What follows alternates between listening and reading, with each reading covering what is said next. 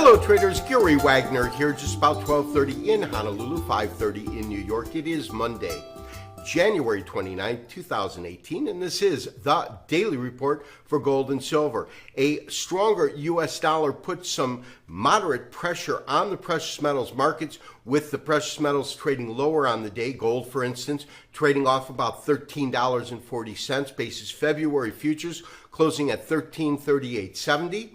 A 30-cent decline in terms of silver pricing at $7.13, all in light of a dollar that popped up off of 89, trading at 89.17, putting it up about 28 points on the day. Now, U.S. equities as a whole were lower on the day. Dow, for instance, losing 177 points, closing at 26,439, and softer pricing in Bitcoin.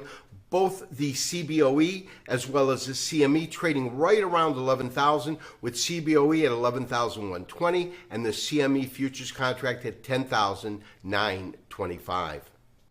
Traders, there is no doubt gold is trading under moderate to strong pressure today, with February futures currently trading at $13.40 putting it down about $11.60 on the day. And that, of course, is following the high that was achieved on Thursday of last week, when gold traded to and closed at $13.62. That matches the highs that we saw last September, that being the yearly high that came in, but not the closing price. So effectively, the closing price last year came in at around $13.50, and so we actually took that price out. But a case can be made that we absolutely hit some sort of a double top.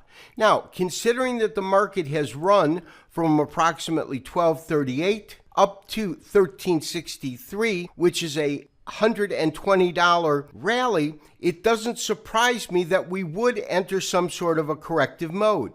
And if in fact we have, the question now becomes, will we be looking at a multi-week or multi-month correction? One, will it be a shallow or deep correction?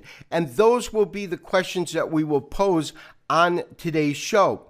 Now, we did have an active trade that was in April gold futures. Our stop was hit, and we'll cover that in detail when we pull up a chart of April gold. But first, let's take a look at the strategic areas that I believe we could find some sort of support. Now, first off, we have to look at today's low, and the low today came in at approximately 1236. We can see that the 23% retracement falls at 1334, and that, of course, would be an extremely shallow retracement. The next level below that would be a 38% retracement, and that comes in at roughly 1315. So if we are to get some sort of a shallow correction would usually be somewhere between 23 and a 38% retracement. Of course, a deep retracement could take the market either to the 50 or the 61.8% retracement point. And what I find interesting about these areas is that it is an area in which we're finding some Fibonacci harmonics. Now, my long-term subscribers know that the way I define a Fibonacci harmonics is when we compare two different time sequences of a single market and we find a price point that is matching on these two cycles, only they're different levels. So in other words, we have a long retracement. The long retracement, of course, takes us from the beginning of the rally back last year at about 1200 up to this top, so it's a rather large retracement. And so when we do that, we get our 38% at 1302, and our 50% retracement of the most recent rally comes in at 1300. We also get another Fibonacci harmonics at the level of 1286 to 1284. The longer term Fib retracement comes in a 50% retracement at 1284, and the 61.8% retracement comes in at 1286. And so those are the different levels that we will be looking at.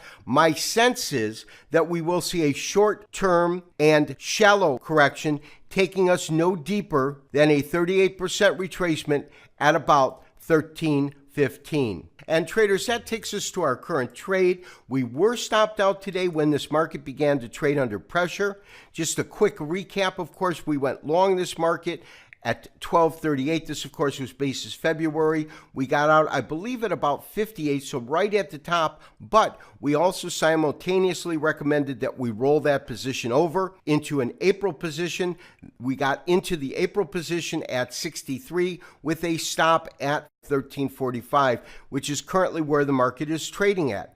Now, had we known or had any idea that Trump would come out the very following day and say that he believes that the dollar will get stronger and he wants a stronger dollar, which really began the recent strength that we're seeing in the dollar, we might not have done a rollover. We would have just pulled profits. But obviously, we don't know what the future contains.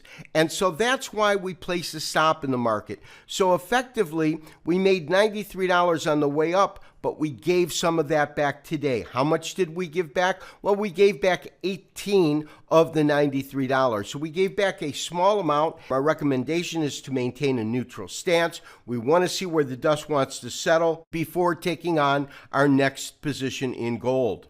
And traders, as far as silver goes, my recommendation is that same neutral stance. Let's see where the dust wants to settle. When we look at silver, this being March futures here, we can see that it definitively popped above the 23% retracement that comes in at 1753 before tracking lower. We can also see that the lows today came in roughly at 1707, which happens to be a 38% retracement. Of course, the retracement we're looking at is a pretty large range from about $15 up to about 18 and a quarter, and that's how we're deriving these different numbers. So we do see some real strong support at the 50% retracement level. That's 1670.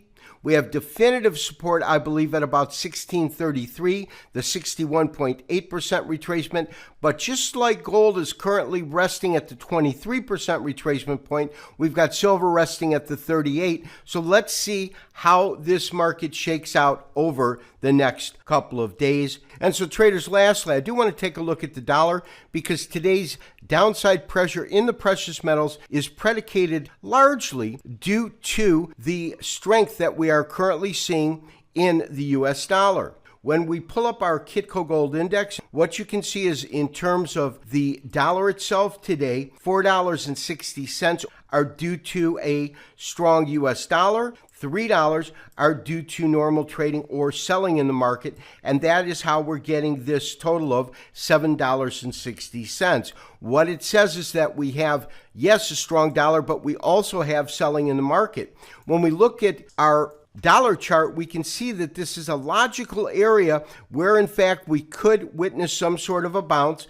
88.58, as we've talked about numerous occasions, is certainly an important technical area. It is a 61.8% retracement, and it's a retracement of a rather large move from, call it 79 up to 103 and change. And so this kind of multi-month correction, almost a multi-year, we can say, because it started at the beginning of 2017 and we are now into 2018. So it does qualify as a multi-year correction, even if it would end here. This is a logical point, at least to look for some sort of a bounce. If we go back to last year, as this market came down and dipped just below the 50% retracement right here, you can see that we got a pretty reasonable bounce in the market, and that bounce really took back or gained back probably about 23 to 38% and then began to track lower. So the fact that we are now sitting down above about 89 and we're getting the first signs of some sort of strength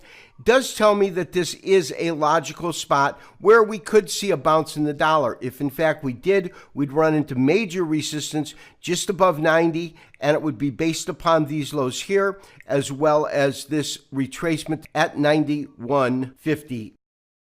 Traders, the fact that we have seen softer pricing in the precious metals markets really does not surprise me.